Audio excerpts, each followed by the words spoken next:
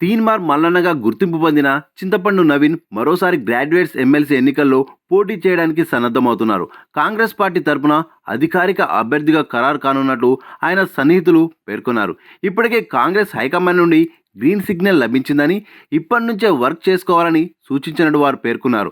3 ఏళ్ల క్రితం 2021 మార్చిలో జరిగిన నల్గొండ, వరంగల్, ఖమ్మం జిల్లాల గ్రాడ్యుయేట్స్ ఎమ్మెల్సీ ఎన్నికల్లో స్వతంత్ర అభ్యర్థిగా పోటీ చేసిన తీన్మార్ మల్లన్న 1,49,000 ఓట్లతో రెండో స్థానంలో నిలిచారు. ఆ ఎన్నికల్లో బీఆర్ఎస్ తరఫున పోటీ చేసి గెలిచిన పల్ల రాజేశ్వరరెడ్డి కేవలం 12,806 ఓట్ల ఆధిక్యంతో తీన్మార్ మల్లన్నపై గెలిచారు. ఇక గత ఎన్నికల్లో స్వతంత్ర అభ్యర్థిగా పోటీ చేసిన ఈసారి మాత్రం కాంగ్రెస్ టికెట్తో పోటీ చేస్తారని ఆయన సన్నిహితులు పేర్కొన్నారు. తొలుత ఇదే నియోజకవర్గం నుండి గ్రాడ్యుయేట్స్ ఎమ్మెల్సీగా కాంగ్రెస్ తరపున పోటీ చేయగా కేవలం 13,033 ఓట్లకే పరిమితమయ్యారు.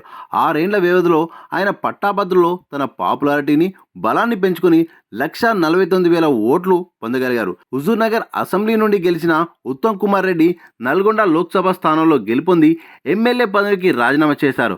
ఆ కారణంగా హుజూర్నగర్ స్థానానికి జరిగిన ఉప ఎన్నికల్లో స్వతంత్ర అభ్యర్థిగా పోటీ చేసినా గెలుపొందలేకపోయారు.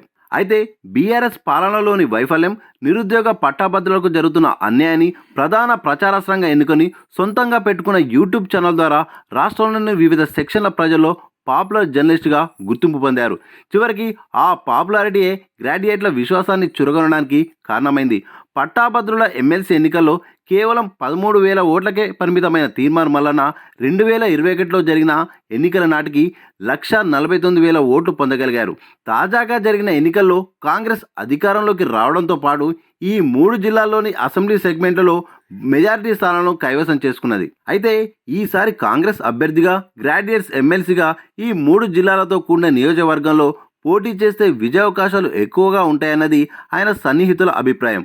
నవంబర్ చివరిలో జరిగిన రాష్ట్ర అసెంబ్లీ ఎన్నికల ప్రచారంలో కాంగ్రెస్ క్యాంపెయిన్ కమిటీ కన్వీనర్గా బాధ్యతలు తీసుకుని పలు నియోజకవర్గాల్లో ప్రచారం చేశారు. ముఖ్యమంత్రిగా రేవంత్ రెడ్డి బాధ్యతలు తీసుకున్న తర్వాత ఢిల్లీకి వెళ్ళినప్పుడు అక్కడే కలిసి ముచ్చటించారు.